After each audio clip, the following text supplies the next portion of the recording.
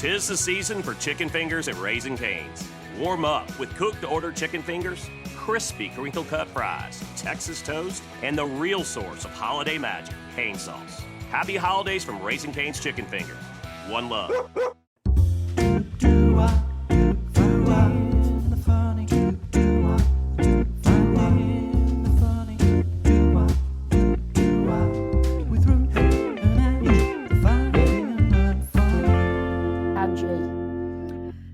Patty, I've got a question for you. Oh, okay. This is bringing back an old one. Do you ever read the local paper? Does anyone ever read the local paper? This is why I've raised it. Oh, why? Because I have literally just found out, hot off the press, that Marty regularly reads the local paper. What? Yeah. Do you want to know why? Why? Because he likes to find out the outcome of court cases, see if he knows anyone.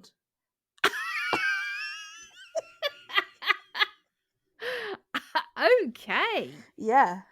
So has he ever come across anyone he knows? I don't think so. I don't think so. Do you think Marty wants to think he's a gangster and he's in with the gangsters, but he's not a gangster? Oh, he wants to be like, oh, that guy, I went to school with him, Tony. I'm a massive gangster. Yeah, Tony. He was always, in the shit in school or something. I'm not surprised that he ended up in the prisons. Yeah, so I was interested. It got me thinking, I wonder if Ange reads her local paper. Do you ever read, what would it be, the Reading Chronicle?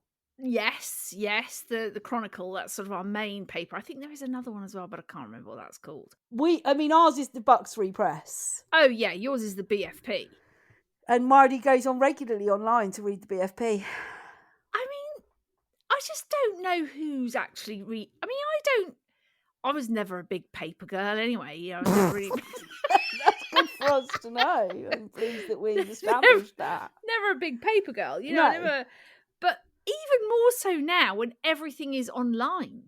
Yeah, well, he is big into reading the Bucks Free Press online. Oh, so he reads it online. He doesn't actually physically get the paper. Oh, you can't buy the Bucks Free Press anymore. You won't be able to buy the Reading Chronicle. They are a thing. Those being published are a thing of the past. No, I think you can still get the paper in our parts. Wow. Yeah. Oh, no, the Bucks Free Press is online only. Oh. Yeah. Oh, I thought you meant he was an actual physical purchaser of paper. No. Like Mal. I mean, Mal's, does Mal still go down in his dressing gown? Yes, and buys the paper every day. Mum and Dad sit and read the paper every day, breakfast in bed. Mum rolls out of bed at 11, goes downstairs and sits on the sofa. Apart from on a Tuesday when she cleans your house, on a Friday when she cleans mine, and on a Saturday when she cleans her own. Yes. The rest of the week, she rolls around reading papers, doing crosswords. So, it just got me thinking whether or not you were a Reading Chronicle reader. No, I am not. Never have been, never will be. I mean, now you can just go on our local Facebook page, which is the Chats and Rants. The Chats and Rants. The Chats and Rants. The Chats and Rants. The Chats and Rants. The Chats and Rants. And you just go on. I mean, again, very rarely go on it because it actually starts pissing me off. But if you really want to know what's going on in your local area, that's where you'll find out. That's where you go. That's where you'll get your nitty gritty. That is where you go.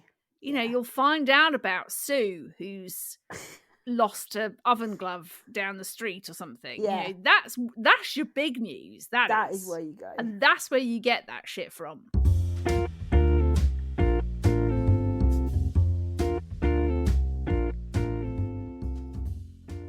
So I found this from our very favourite place that we find a lot of our funny stuff from, Very British Problems. Yeah.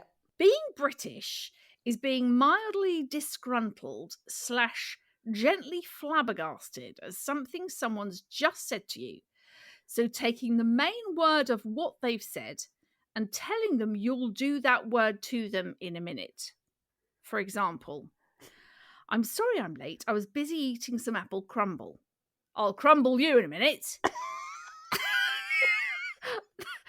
I was like, that is so true. It is, isn't it? Yeah, sorry I'm late. I'll scramble you in a minute. Yeah. Yeah. Like the way that you go, well, actually, I'm not happy about that. Yeah. But I'm not going to be rude. I'm just No. going to tell you that I'm going to crumble you / scramble you. Yeah. I think you could take it down some quite dodgy roads. Oh, definitely. Yeah. Yeah. Yeah. But that was the exact thing I was going to share. No way. Yeah, that was the exact thing that I had lined up, ready to share. Because as soon as I read it, I was like, that is so true. Yeah. Can you draw the curtains? I'll draw your curtains in a minute. I'll curtain you in a minute. It's so true. Yeah. We do it all the time. I mean, you could go down the sort of, really naughty route, couldn't you? Like what? Sorry I'm late. I was having a wank. I'll wank you in a minute. Oh my God. I don't think that Very British Problems would ever be that crass. No, I'm not saying they would be, but you could be. You would be. Right. Well, or anyone could be, Yeah. Sorry I'm late. The cat was sick just as I left. I'll cat sick on you in a minute.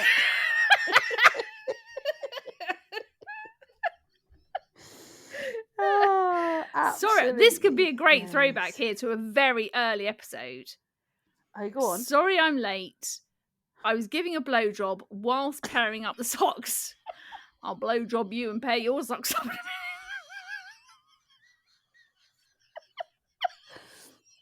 Oh my God. That was when I feel like we were in the height of being funny. Do you know what I mean? Like, I feel like we've sort of started out finding the funny, sort of found it in the middle, and now back to trying to look for it again. That is content, though, isn't it? It's been like a real roller coaster, I feel. I'll roller coaster you in a minute. This is the reality, Pats, isn't it, of being professionals and sorry, having to come up with stuff every week because it's hard. Did you just call us professionals? Yes, I did actually. Yes. Oh my God. Talking about being professional, we've got to tell everyone about the live show. Yes. Okay, we are living it up, gang, okay? If you like hearing us via the airwaves of a week, you are going to love... Oh my God, you're going to love it. Hearing / seeing us IRL.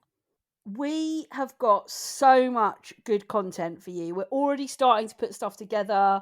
We're already starting to have chats about what we think is really funny. We're getting big into the observing game. And if you are remotely interested in finding the funny, you are going to absolutely love this show.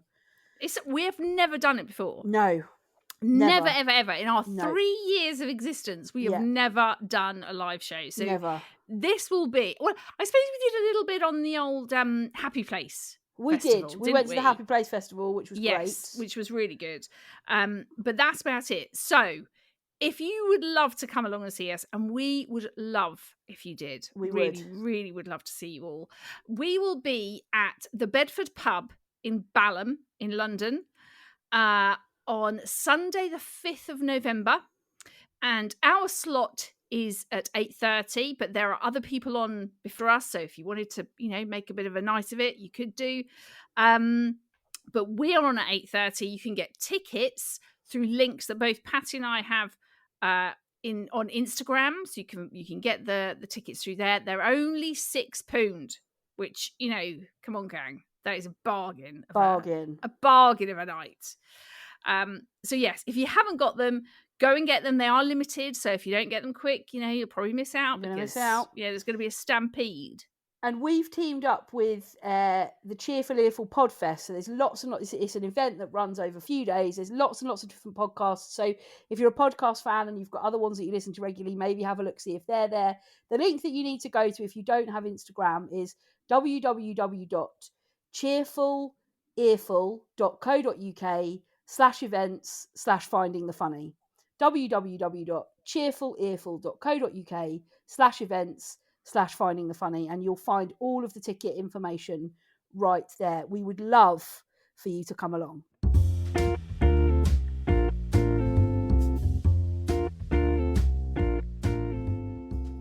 Okay, so we had a question in from Els Bells about whether we're watching Strictly and who are our faves.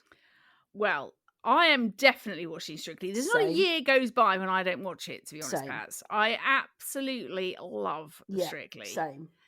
And as far as my favourites go, I've got a few actually. I absolutely love Bobby Brazier. Yes. Love him. And he's obviously very easy on the eye. The new Harry Styles. Yes. The new. And also I think he's a bit like what's his face? Rolling Stones guy. Oh, Mick Jagger. Yes. I think he's a bit Mick Jagger vibes. Right, okay. I don't know if it's just the lips. Oh, maybe. So I love him. I love Krishnan Guru Murthy. Oh my gosh, I love Krishnan. Love Krishnan. Love him. And I also love Ellie, the the girl from Coronation Street. Yeah, I think she's brilliant. Now, do you think there is some action going on between Ellie and her partner? Is it Vito? Oh, Vito, yeah, definitely. Yeah, there is some there's Strictly a lot of shagging going on there, isn't there? There is a lot of Strictly shagging. Just to say off the record, we don't know that for definite. That is just a hypothesis of Ange and I. But I am sure from watching them, I think my opinion is there is some Strictly shagging. What do you think about Gio and what's her face? There were Amanda. rumours to start off with that they weren't getting on, weren't there? Yes, there was a lot of press around that they weren't getting on very well. However, I think they are now Strictly shagging. I think it was sort of a bit of that sort of like tension where they actually both were like, I really want to get some Strictly shagging in here, but I've got to make out that I don't like you. I've got to make sure that people aren't going to kind of straight away think that we're at it. Yeah. But I actually think they are now. I think you're right. I think they're Strictly shagging. Yeah. I mean, who wouldn't when it's Gio? Are you not feeling Gio? Not really. Who would you shag then? I really like Gorka. Yeah, he's just too short. I think he's a lovely guy as well. I don't care if he's lovely or not. Of course you don't. You don't give a shit about I'm not marrying the guy, am I? No, you one crazy night. With him. Yeah, exactly. That's all you want. I don't really care about any of the other stuff. It's just like, okay, is this going to be wild? Yes. Take me Gio now in the cupboard. Well, we all know where Ange stands on Strictly shagging. Hence, I will be hoping for Gio when they call me up. When they call you up. Yes.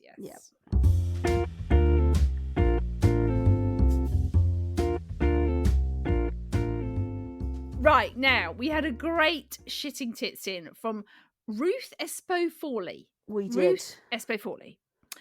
And she says that Deliveroo drivers are getting on her shitting tits.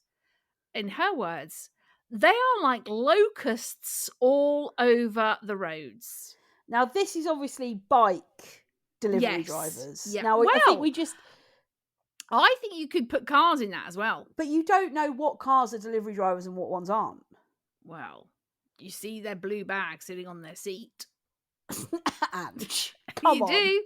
I have seen that. But on the whole, we're talking about bikes. Okay, bikes. Because you can spot them a mile off. You push bikes. And I think we need to be clear that it's just delivery drivers.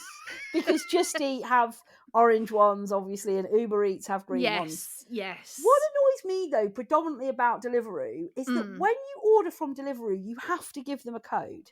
Oh, what, when they deliver the food to you? Yes. Oh, yeah, but I kind of agree with that. Oh, bloody hell, the delivery food police. Here we go. I agree with that. For safety reasons. What if you get somebody's wrong food? Exactly. I've never had the wrong food the whole time I've ordered from any place. I've never had the wrong food. Ever. Well, I because I don't live in a place where you can get jeffing any of this jeffing shit. No, that is true. You don't know. Which kind of pisses me off, but also I don't want them like locusts all over my roads. Although they obviously do go to other roads. Yeah, which you will be part of. Yes. Yeah. But I actually think that is a good thing because somebody could take your... Like, in fact, actually, although... No, hang on. Oh, Ange, you did a podcast on your own. You just had a whole conversation with yourself. I did not put any input into that whatsoever. Like, that's quite normal for me, though, isn't it? Yeah, come on, Margs, get it together. Jeepers. Although, right, because I was just thinking, do you have to sign anything if someone delivers food to your house? No, and you don't have to have a picture taken either. Right, okay. Because, right, this happened to Joel a couple of weeks ago, right? Right. He does some little deliveries for the Waiteroas. Right. He's your Waiteroas delivery man, right? Yeah. He went to this house. Yeah. Went to the address that, well, basically there's a road that's got a very similar name to another road. One's a road, one's a Ange, street. This is like, this is a lot of detail. This story better be worth it because you are giving us a hell of a lot of detail. Is the outcome when we went to the wrong house? But they took the shopping. And it wasn't their but shopping. When you start that story, we don't need to know what he was delivering. We don't need to know that there's two roads that have got a similar name. We need to cut to the chase and say, look, sometimes Joel does the food deliveries for Waitrose. He went to the wrong house, they took the shopping. Wham, bam, thank you, ma'am, story done. I like to give detail. Yeah, it's boring, mate. It is boring. It is boring. People might want to know the ins and outs Right. of the names This of the is streets. a call to action. I'm putting a poll up. I am 100% because we have just spent, I reckon, the best part of 45 seconds with you telling us, Joel, he's a delivery driver. He does some deliveries for the Waiteroas. Anyway, he was out doing a delivery. Actually, what I should say is, where we live, there's two streets. One's a street, one's a road. No one gives a shit. No one gives a shit. Okay, so I went around the houses to get to the point, but the point was he delivered some shopping to a house that was the wrong house, and they took the shopping. Right. So if people are taking shopping, bags of shopping, then people aren't going to think twice about taking your McDonald's order. Well, I think this comes down to individual households, because if somebody knocked at my door with a food shop, I'd be like, I haven't ordered it. Yes, exactly. Most people would, but you always get those rogues. Well, that's perhaps why Deliveroo. But what happens is, you go to the door, they're there. Obviously, they want to literally chuck the food at you and go, because they've got loads of other food to deliver that's going cold. Because they're like locusts all over the road. And sometimes, if they're like on a motorbike or something, they've still got their helmet on. And so you open the door, they're like, the code, and you can't, it's like, the code. You're like, sorry, what?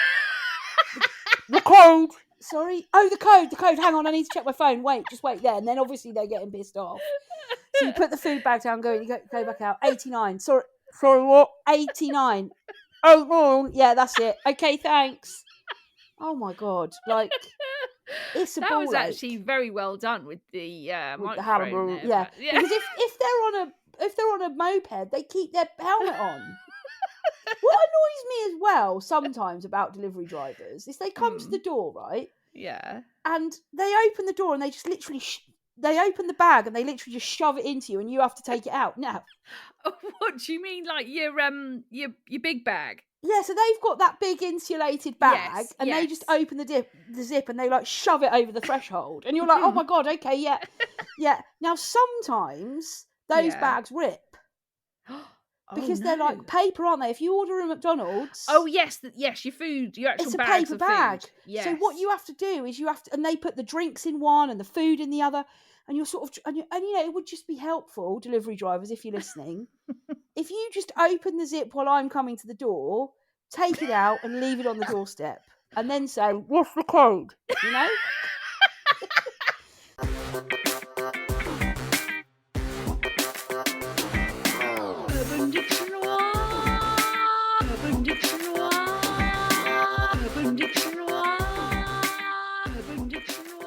Okay, so I've got an urban.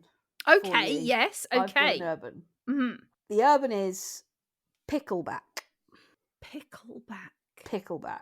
Is it something to do with like pickles or pickled onions or gherkins or something? Well, there is something in that, yes. Is it some sort of weird sexual thing with people putting pickles on their backs? It is not sexual.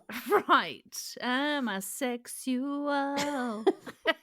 No. I don't know, Pats. What the hell is a pickleback? Pickleback is a series of 2 shots. First whiskey, typically Jameson's, followed by a shot of pickle juice or brine. Oh, I actually like the sound of that. What? Yeah. Bartender, another round of picklebacks for me and my friends. You like the sound of I do, yeah. What, the brine? You'd take the brine? Yeah, I love vinegar brine shit.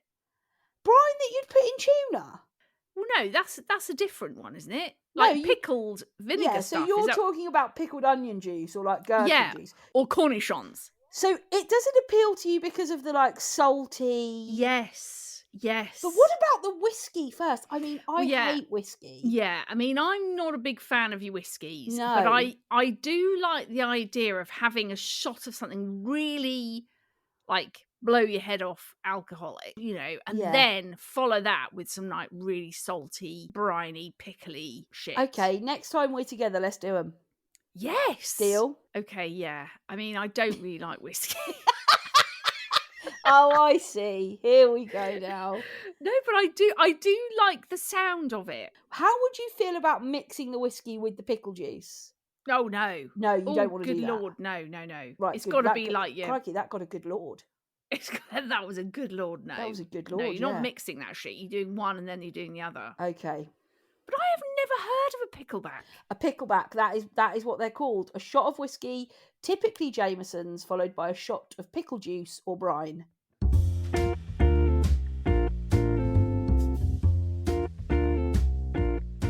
So we thought we'd end by talking about a national day, which is a national day that I think is very important, actually. And I know we've taken the piss out of national days historically on the Eps. But on Wednesday, the 18th of October, it's World Menopause Day. Which is the day that this episode is going out. So that is today. Welcome to World Menopause Day. Yes. And we just thought it would be interesting to have a little chat about, you know, for anybody that's new around here that doesn't know, Ange went into the early menopause a good few years ago. She's actually only 23. So that's a lie. She's not. She's in her. Well, actually, she's in her 60s. It's actually about 10 years ago. I started going into it. So very early. You were in your mid 30s, weren't you? Yeah, sort of early. And I think I'm perimenopausal. Yeah. Why though? What do you think? Like, have you started sort of noticing changes then? Yes. In what way? Predominantly how hot I am at night.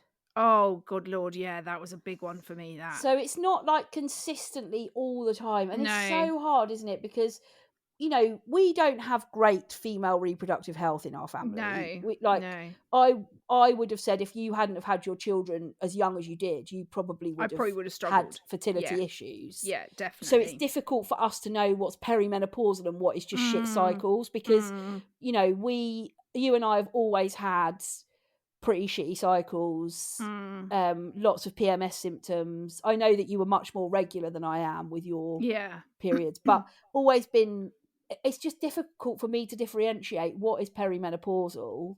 Yes. And the difficulty for me is unless I go at least 6 months without a period, nobody's going to do any investigative work. Really. I know, but I think it's always worth going to speak to your GP. Do you? Yeah, I do. I really do. Oh, that's interesting. That's one thing I would say to anyone who I was away with, with a couple of my girlfriends a couple of weeks ago, as you know, and we're all around a similar age. And they all said over that weekend how they are all starting to feel like menopausal symptoms in varying degrees. And obviously for me, I started going through that 10 years ago. So that would have made me like 37, 37, which is not when you sort of expect it to start happening, which is then what kind of makes you go, what the hell's actually going on?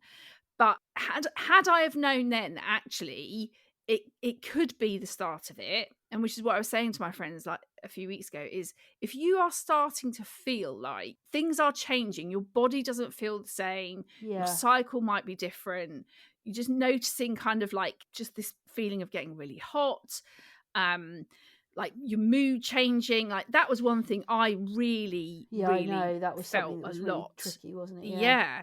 And I would just say don't wait until you're another 6 months down the line or a year. I would just go and speak to your GP because I think because it's now far more well known about what happens to women at this point of life, or for some women earlier. I think doctors, especially if you can get a female doctor, which I know isn't always easy, but I think there's so much more open to what is potentially starting to happen to you, and it isn't. And you'll always get those people that have horrible experiences with doctors who just kind of tell them get on with it. There's nothing wrong with you, sort of thing. But I think if you start having some conversations, you can have, a blood test. Sometimes you have to have them. Like for me, I had to have a blood test every month for 3 months to get a real picture of what was going on with my hormones. But you can have a blood test that can give you quite a good indication of maybe what is happening with your hormone levels. I would just highly recommend anybody who is feeling that way to go and speak to a doctor, because for me, and I know again, not all women can have HRT, but that has absolutely changed how I felt.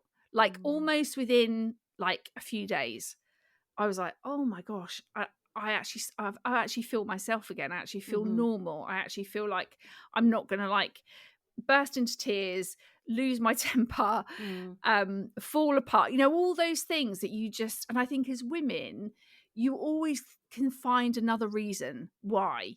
I'm really tired. Well, the other thing for me that has really, really started to affect me is I've always had a really good memory. Yes. My brain fog and my short-term memory is really starting to piss me off. Yeah. Like I feel like I've got this, like, especially as the day goes on, like my ability to concentrate and this like fogginess of like, God, what am I doing? What was I writing? Who do I need to phone? And that's not like me. I've always been, I've always had a pretty good short-term memory and been very good at like organising myself and like making lists and remembering what I've got to do. But the last maybe 2-3 months, I've been like, oh my God, this brain fog. They're the two major things for me, this like lack of concentration and brain fog. And most nights now at the moment, I don't sleep with the duvet on me, not even last night. And it was pretty cold. So cold. Yeah. No, I definitely would pass. I don't, because also for lots of women, like for me, I definitely, my periods just were like kind of non-existent. I'd go for months without one, then I'd just randomly have one. And but for some women, it goes the other way, where they get more regular, heavier periods. I've had friends that have had that, where they're literally like, their periods are like almost reverted back to when, they're in their teens when they first started. So I think because it is such a varied range of symptoms that you can get, and it differs from woman to woman, I think if you feel like things are changing or something's not right, I don't think there's any harm in going to speak to your GP. And I wished I had done that sooner for myself. I wished I had like gone and tried to figure it out before and not just kind of leave it and not put it down to other things, because for me HRT was an absolute game changer, and I'm still on it now. I would just highly recommend that you go and seek some help and speak to your GP about it and don't leave it. Well, there we go, another episode completed, in the bag. Bosh. Remember, if you would like to come and see our live show, then all of the details can be found on Instagram. If you would like to come and see us, it's going to be such a great night. We're going to have so much fun. We really want to make it a brilliant night for you guys as a little token of all your support and everything. So we've got some really fun things planned, and we would love you to come along. Talking of social media, you can find Ange and I on Instagram. I'm at Ruth Corden. She's at Ange Corden. You can find the podcast on Instagram, Facebook, TikTok, and YouTube. Just search Finding the Funny Podcast. Or you can send us an email, findingthefunnypodcast@gmail.com. But Ange and I will be back next week helping you to find more of the funny.